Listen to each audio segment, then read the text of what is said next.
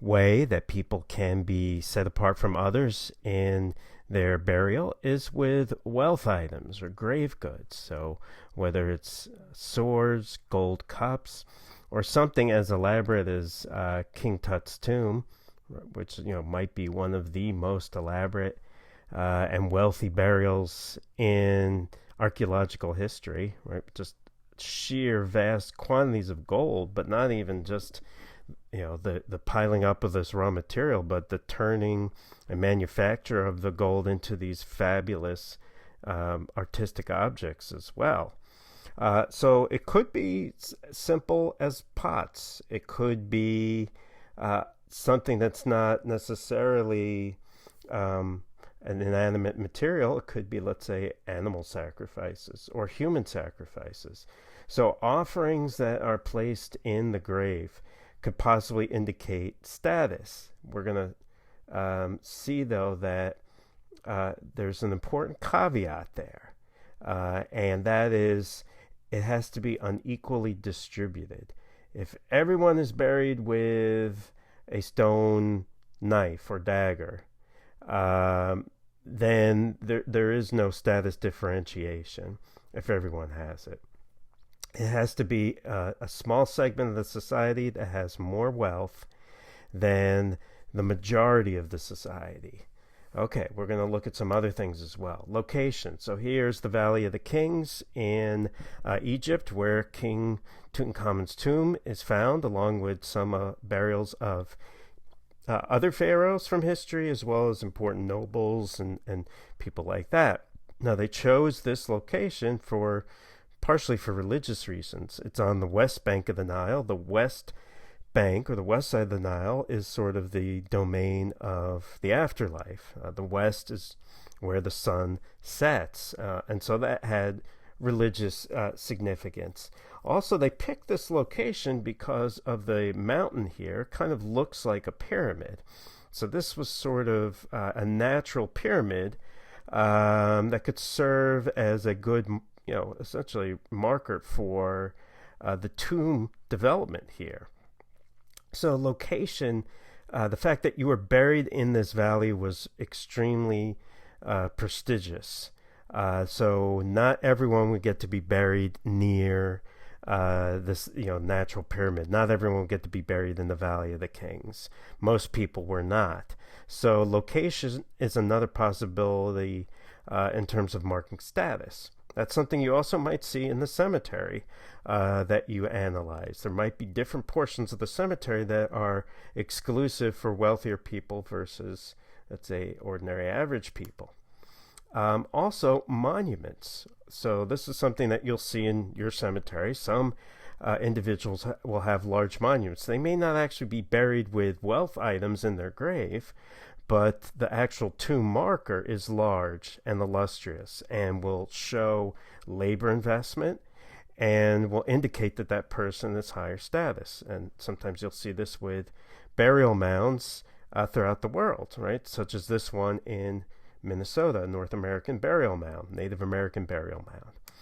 Also, location and labor investment can actually go hand in hand if the location, such as this one in New Guinea for ancestral remains, happens to be in a hard-to-access area, which indicates that people had to invest in the energy to get up there to bury their deceased members of the community. The higher up on the cliff indicates higher status. Okay, let's look at human offerings. So there are cases throughout the world of human sacrifices that were made for an individual, and this is another way of marking status, or at least that's what some archaeologists believe. For example, in ancient Mesopotamia, in the city of Ur, they found in the royal graves a pit of 59 women, female servants, who were probably buried for a queen that was buried by herself in a stone chamber. Another good example comes from North America, from just a site that's not too far from where we are now. In East St. Louis, across the river from St. Louis, is an important Native American site dating from the 1200s to 1400s called Cahokia. And in Cahokia, Mound 72, we're going to see that a very special burial was found. Now, during this Mississippian time, we had very, very large communities in North America. Cahokia was on the verge, some people believe, of becoming a state, or it was a small state already. Monk's Mound, this large mound here, is the largest earthen mound in the Americas. It's enormous. You can still see it today if you go to Cahokia. Cahokia itself was a very, very large town where the center section was walled off by a wooden palisade. Some people think that palisade was built for defense. Other people think it was built to separate the elites from the commoners. So it was sort of, this is the elite area, and these are the non-elite areas, and only certain people are allowed inside. That's what many people believe. So Cahokia was a very large and powerful community during this period. And in Mound 72, this was a very, very large mound, not as large as Monk's Mound, but Monk's Mound and Mound 72 were both built all by hand. People just carrying basketfuls of earth and piling them up higher and higher and higher. Mound 72, which is smaller than Monk's Mound, had a impressive burial, including 300 sacrificial burials. The main individual, it's believed, was some sort of ruler. He's buried by himself, surrounded by sacrifices. The man is about 45, and he's resting on a blanket of 20,000 shell beads, where the shell was obtained from the ocean. So we're talking about, let me just show you what I mean here. This is the male individual, right, lying on a bed of beads. Each bead had to be made by hand. Where the shell is carved into a disc, and then the shell is perforated to make it into a bead. 20,000 of these, and the shell was traded from the ocean. So that certainly shows some status here. In addition, like we said before, there were these burials of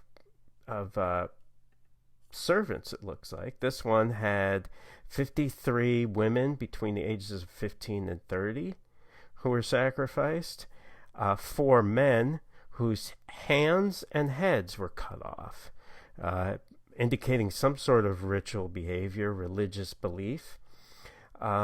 And here you can kind of see this is maybe what it looked like when they were burying, and this is what Cahokia would have looked like with Monk's Mound, but all these other important mounds. So people, it looks like, were sacrificed and buried together for this individual. So many people interpret the burial as a burial of a chief, an important leader in Cahokia. So, one, buried in the mound, that shows labor investment in building the mound. Grave goods, such as those beads and a cache of arrowheads. And status also indicated by human sacrifices. And so many people interpret it as a burial showing a very important high status person. Okay. Now, what about egalitarian communities? What about, communities like hunter and gatherer societies where people are roughly equal, not identically equal, but roughly equal? Would everyone be treated absolutely the same in their burials? Well, some people would guess yes, and some people might guess no. The answer is no. Right? That is, even in communities where people are equal, there's still differences in the way they're treated in death, because there are still differences within the community. It may not be status differences, that is, one person's higher rank than another, but there's still differences in terms of maybe older people have more respect. Maybe men and women are associated with different kinds of activities in the community. Women may be make a certain kind of craft, men make a different kind of craft. So you will see differences. So some people kind of get confused by this, but if you have a cemetery and you find that people have differences, that there are different kinds of objects are buried with different kinds of people, and maybe some people have more objects than others, people might assume automatically, it shows you status differences. This is a complex society. This is a rank society. Not so. If the status differences are based on age, that is, older people have more objects, or the sexes have different objects that they're buried with, that doesn't show that it's a complex society. It doesn't show that there's a few individuals who are part of the nobility. It just shows that people are treated differently based on age, what they achieve during their lifetime, not what they're born into, and also sex. Right? So this is a hunter and gatherer cemetery in Egypt. Right? So people were not buried there at the same time. This place was returned to by the hunters and gatherers over time, and they buried new individuals within that community. So again, just because you find a cemetery and older individuals have more grave goods, that does not indicate a chiefdom or a state, because of a scribe versus a chief status. If older people have more, it means that they had time to achieve more and earn more. So that is a chief status. A scribe status is what you're born into. And so if, let's say, a child is buried with wealth, that does show rank and hierarchy, because that child could not earn that wealth during their short lifetime. They had to have been born with that wealth. That is a scribe status, and that shows the sort of hierarchy that we're talking about. Right? So that's something important to keep in mind. So when you're looking at ancient societies, you can figure out if there is rank. That is, if a small number of people will have a much larger investment of labor and other things than the majority, the large majority of the society. Right? So we're going to take a look at this in an ancient site known as Moundville.